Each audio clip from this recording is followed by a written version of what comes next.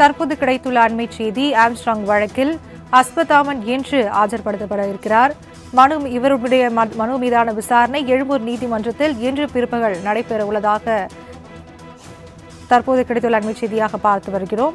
எழும்பூர் நீதிமன்றத்தில் இன்று பிற்பகல் ஆஜர்படுத்தப்படுவார் என தெரியப்படுத்து. இது குறித்தான கூடுதல் விவரங்களை எமது செய்தியாளர் ராகவேந்திரனிடம் கேட்டு பெறலாம்.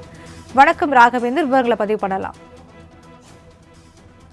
வணக்கம். பகுஜன் சமாஜ் கட்சியின் மாநில தலைவராக இருந்த ஆம்ஸ்ட்ராங் கடந்த மாதம் 5ஆம் தேதி பரம்பூரில் உள்ள அவரது வீட்டின் அருகே வெட்டி படுகொலை செய்யப்பட்டார்.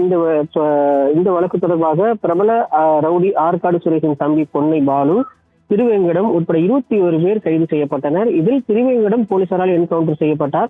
இதனிடையே ஆம்ஸ்ட்ராங் கொலைக்காக 1 கோடி ரூபாய் வரை பணம் கைமாறியதாக விவகாரம் வெளியானது. கொலையாளிகள் பணத்தை கைமாற்றியவர்கள் அடையாளம் காணப்பட்டுள்ள நிலையில் திரைமறைவில் இருந்து மூளையாக செயல்பட்டு திட்டமிட்டு பணம் மற்றும் சட்ட உதவிகள் செய்தவர் யார் என்பது கண்டறிய தற்போது போலீசார் விசாரணையானது நடத்தி வருகின்றனர். இந்த நிலையில் ஆம்ஸ்ட்ராங் கொலை வழக்கு தொடர்பாக இளைஞர் காங்கிரஸ் மாநில பொதுச் செயலாளர் வியாசர்பாடியை சேர்ந்த அஸ்வத்தாமன் கடந்த வாரம் கைது செய்யப்பட்டார். இந்த ஆம்ஸ்ட்ராங் கொலை வழக்கில் கைது செய்யப்பட்டோர் எண்ணிக்கை இதையடுத்து 22ஆக உயர்ந்தது. இந்த கொலை தொடர்பாக அஸ்வத்தாமன் அவருடைய தந்தை நாகேந்திரன் வேலூர் சிறையில் அவர் தற்போது இருக்கிறார். நாகேந்திரன் சொல்லியதன் அடிப்படையில் அஸ்வத்தாமன் ஆம்ஸ்ட்ராங்கை கொலை முயற்சி ஏற்பட்டதாக தெரிய வருகிறது. இதனையடுத்து செம்பியம் போலீசார் அஸ்வத்தாமனை போலீஸ் காவலில் எடுத்து விசாரணை செய்வதற்காக எழும்பூர் நீதிமன்றத்தில் மனு தாக்கலானது செய்திருக்கின்றனர். இந்த மனு மீதான விசாரணை இன்று மதியம் விசாரணைக்கு வர இருக்கிறது. 7 நாட்கள் விசாரணைக்கு கேட்கப்பட்டதாக தெரிய வருகிறது.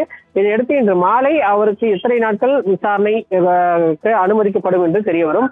அதன் பின்பு அவரை அஸ்வத்தாமனை விசாரணை செய்ததை அடுத்து நாகேந்திரனும் விசாரணை செய்வதற்காக போலீசார் ஈடுபட இருக்கின்றனர். அஸ்வத்தாமன் இந்த பணம் கைமாறப்பட்டது, எதற்கெல்லாம் இதில் வேறு யாராவது தொடர்புடையவர்கள் இருக்கிறார்கள் என்பது இந்த கோணத்தில் விசாரணையானது நடைபெற்ற பின்பு குற்றப்பத்திரிகை விரைவில் தாக்கல் செய்ய இருப்பதாக செம்பியம் போலீசார் தரப்பில் தெரிவிக்கப்பட்டிருக்கு. விவரங்களுக்கு நன்றி ராகவேந்தர்.